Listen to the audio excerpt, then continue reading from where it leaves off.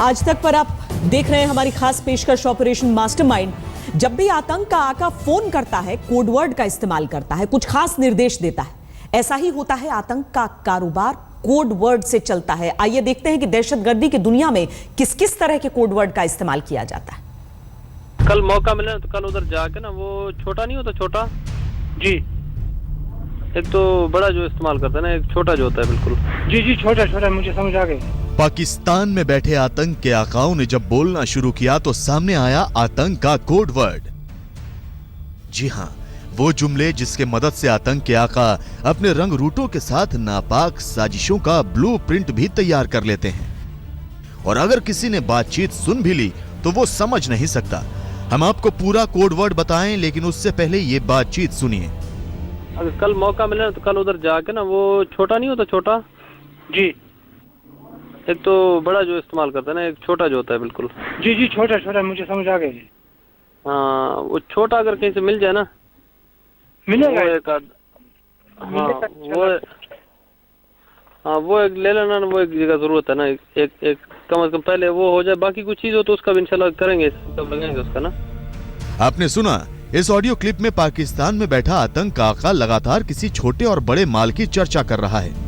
खुफिया एजेंसियों की माने तो ये कोड वर्ड है। आतंक की भाषा में छोटा माल का मतलब हुआ पिस्तौल और बड़ा माल हुआ असॉल्ट राइफल।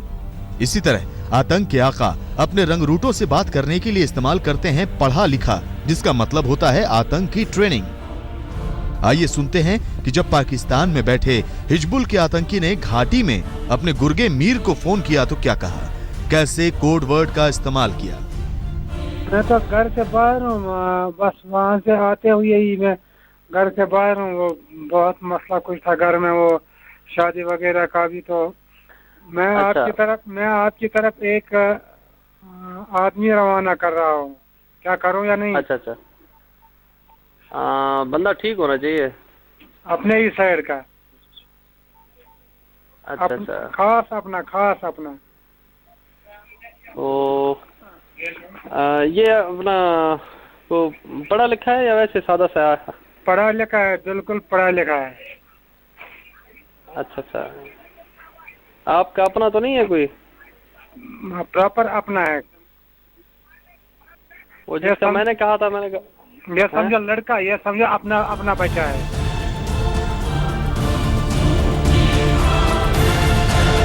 अब आतंक के दूसरे कोड की बात करते हैं। जब आतंक के आका ने पूछ लिया कि अखबार पढ़ा या नहीं, तो इसका मतलब होता है वेबसाइट के जरिए संदेश लेना या देना। सुनिए पाकिस्तान में बैठे अल बदर के कमांडर यूसुफ बलूच ने अपने रंगरूट से क्या पूछा।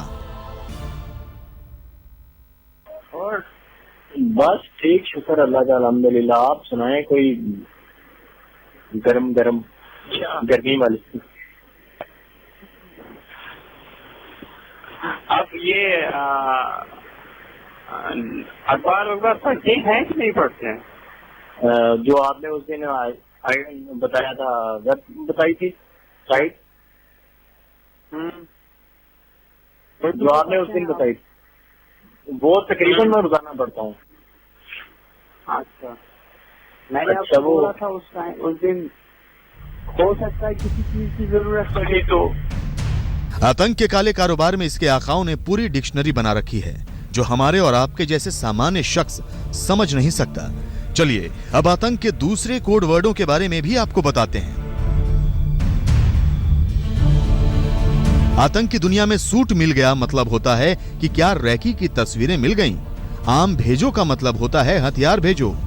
अमेरिकी लड़ाई का मतलब होता है आईईडी विस्फोटक। दाना का मतलब होता है हथियार। आलू का मतलब होता है ग्रेनेड। राजमा का मतलब होता है कारतूस। अमानत उठा लेने का मतलब होता है जाओ हथियार ले लो। और कागज वाले काम का मतलब होता है हवाला के जरिए पैसे। वो कुछ हैं कागज वागज, वो एक जगह से उठा लेना ना, वो आपको फिर जरूरत पड़ेंगे ना।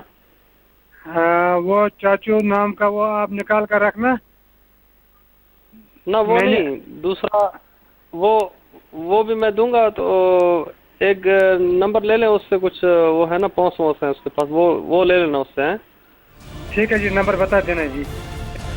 मतलब ये कि आतंकी आका अपने कोड वर्डों और खास जुमलों का इस्तेमाल करके वो सारे निर्देश अपने गुर्गों और स्लीपर सेल तक पहुंचा देते हैं जो किसी साजिश को अंजाम तक पहुंचाने के लिए जरूरी होते हैं।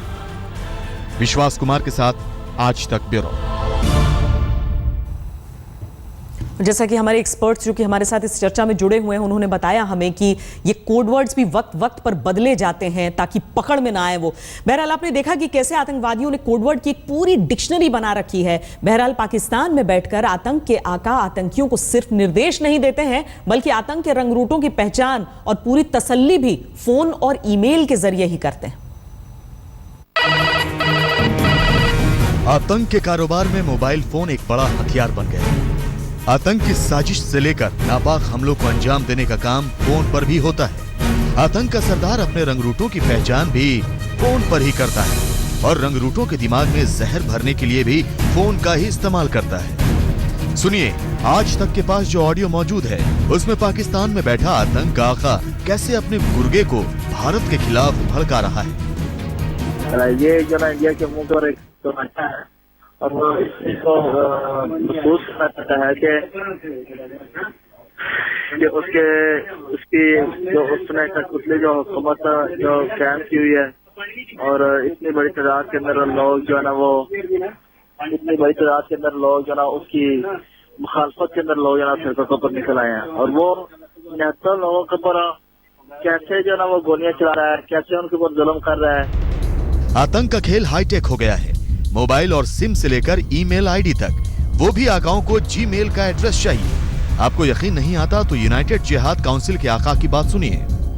तो मुझे आपको अपना कॉन्टैक्ट नंबर दें, 2 नंबर सिम वहाँ से आपको खरीदें या 2 नंबर मोबाइल आपके पास हो जिस पर मेरा आपके साथ रब्ता रह सके। 10 बजे के साथ आपसे भी बात कर लूंगा ना।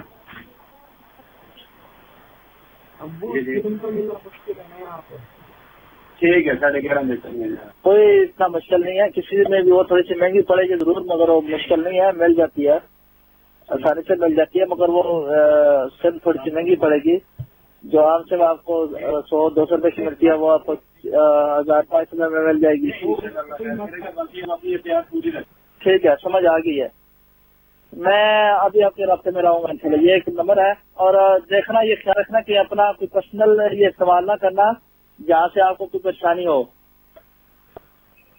चलो आप ऐसा करें, मेरे साथ आप रास्ते में रहिएगा, ठीक है ना। मैं आपका वो आप ऐसा करें, उसके साथ जो है ना उसको एक आप मेल एड्रेस बनाकर दे आपको नया।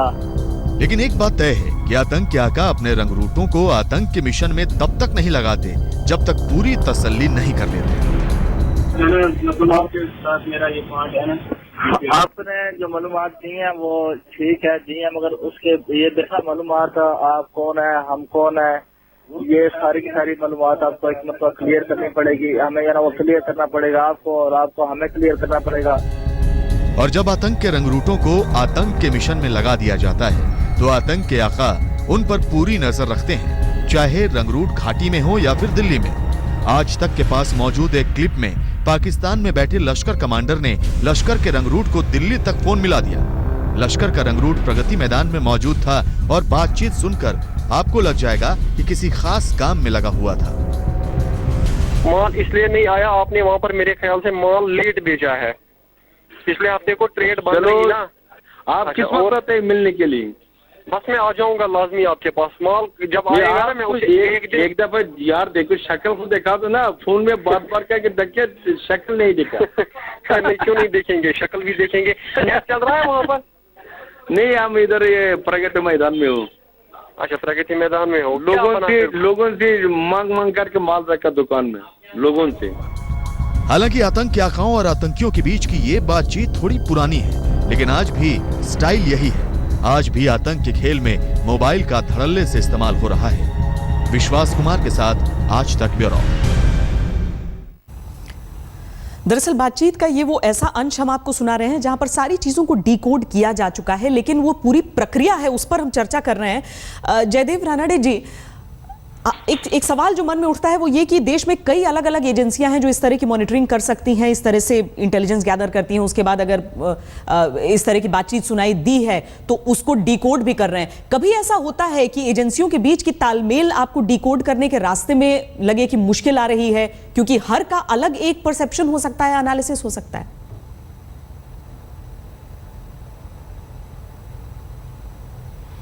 जी, 3-4 एजेंसीज हैं जो करते हैं। मानो एक अगर आप केस ले लें तो उसमें 4 एजेंसी कम से कम वही चीज़ इंटरसेप्ट करती होंगी, अगर सबका मतलब फोकस एक ही जगह रहे तो। पर मेरे ख्याल से जब हम लोग अपने एनालिसिस करते हैं तो जब शेयरिंग करते हैं इंटेलिजेंस का कि अगर खास खतरा निकले उसमें से और शेयर करते हैं तो फिर हम लोग इनफैक्ट उसका फ़ायदा उठाते हैं, एक एक का एक्सपीरियंस लेके उसको रिफाइन करते हैं इंटेलिजेंस को। मेरे ख्याल से इसका मतलब एक फैसिलिटेटिंग का रोल हो जाता है, ये नहीं कि ये एक मुश्किल पैदा हो जाती है। तो अगर मानो हम लोग अलग ट्रैक पे चल रहे हैं, कोई दूसरा कॉन्वर्सेशन सुन रहा है और वहाँ पे उसको कुछ मिल रहा है, कोई और सुन रहा है, तो या अलग अलग अटैक्स का खबर मिल रहा है या दोनों का कोई कोऑर्डिनेशन कहीं जाके मिलता है, ये हम लोग तय करते हैं हायर लेवल पे। पर मेरे ख्याल से ज़्यादातर तालमेल ही रहता है एजेंसीज के बीच में। और खैर, जैसे आपने पहले भी जिक्र किया था, ये काम बहुत मुश्किल है, इनके कोड वर्ड्स चेंज करते रहते हैं और अलग अलग तंजीम के अलग अलग कोड वर्ड्स होते हैं। दिलीप त्रिवेदी जी, जैसा कि आपने भी बताया था कि जो जिस छोटे और बड़े का जिक्र हो रहा है, आपने ग्रेनेड्स के सेंस में एक दूसरे वाक्य का जिक्र किया, यहाँ पर जिस तरह से उसे डिकोड किया गया है उसमें ये अलग अलग बंदूकों के आकार को लेकर यहाँ पर बातचीत चल रही थी। लेकिन कई दफा इसी तरह के सबूतों को हम पाकिस्तान के पास भी लेकर जाते हैं और उस वक्त ये साबित करना मुश्किल होता होगा लिहाजा कि जो शब्द हमने डिकोड किए हैं और जिससे खतरा निकल कर आया है और जिस लिए हम सबूत बता रहे हैं, पाकिस्तान तो सीधे स्पष्ट सबूतों का कबूल नहीं करता है।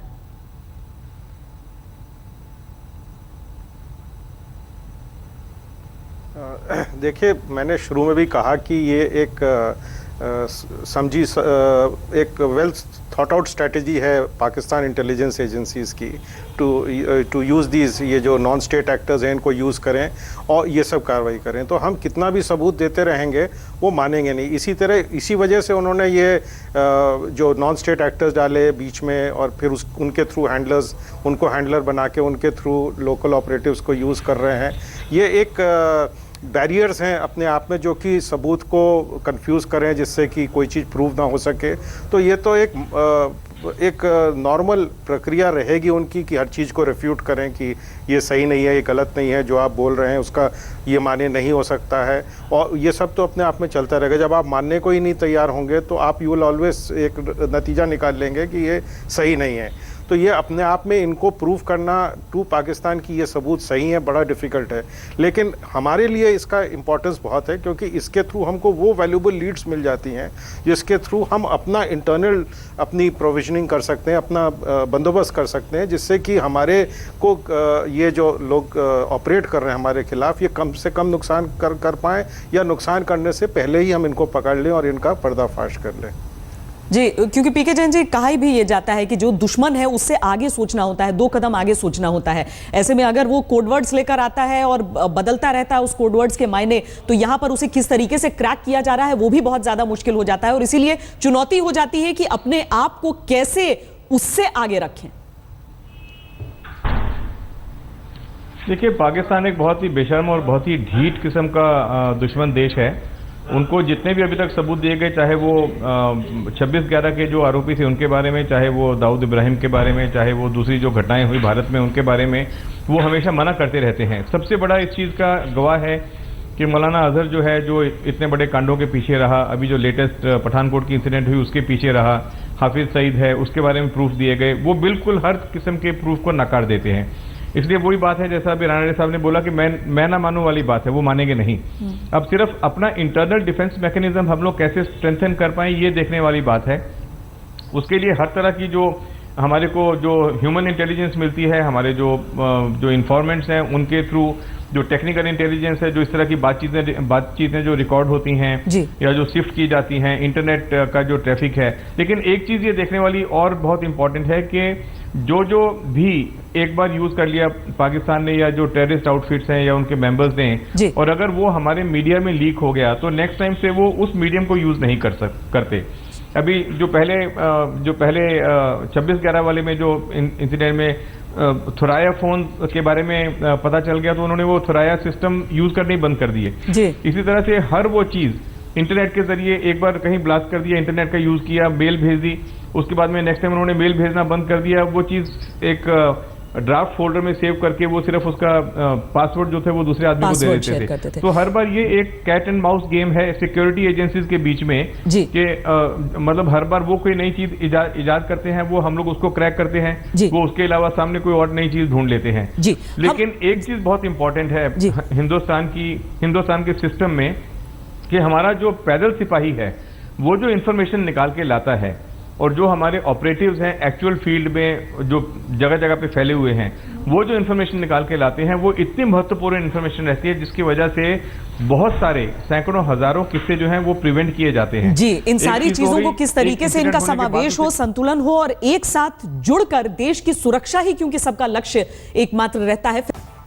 आज तक पर हम आपको ऑपरेशन मास्टरमाइंड दिखा रहे हैं कि किस तरीके से पाकिस्तान में बैठे हैंडलर्स हिंदुस्तान में आतंकियों को भेजते हैं और यहां पर उनसे फोन पे संपर्क में रहते हैं। जिस तरह की ये बातचीत होती है सुनने में बेहद सामान्य, लेकिन जब उसके मायने हमारी इंटेलिजेंस एजेंसीज निकालती हैं तो भारत के लिए बहुत बड़ा खतरा।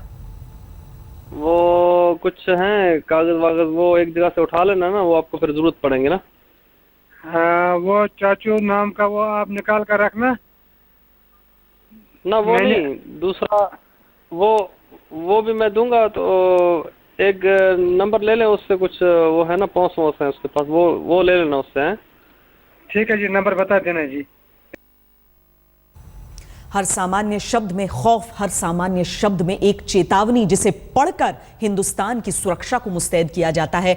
आज के लिए इतना ही। देश और दुनिया की बाकी खबरों के लिए आप देखते रहिए आज तक। टोलो न्यूज के हवाले से आई खबर के मुताबिक दारुल अमन रोड पर यह धमाका हुआ है। चश्मदीदों की माने तो यह धमाका कार में हुआ है। काबुल में रूसी दूतावास के बाद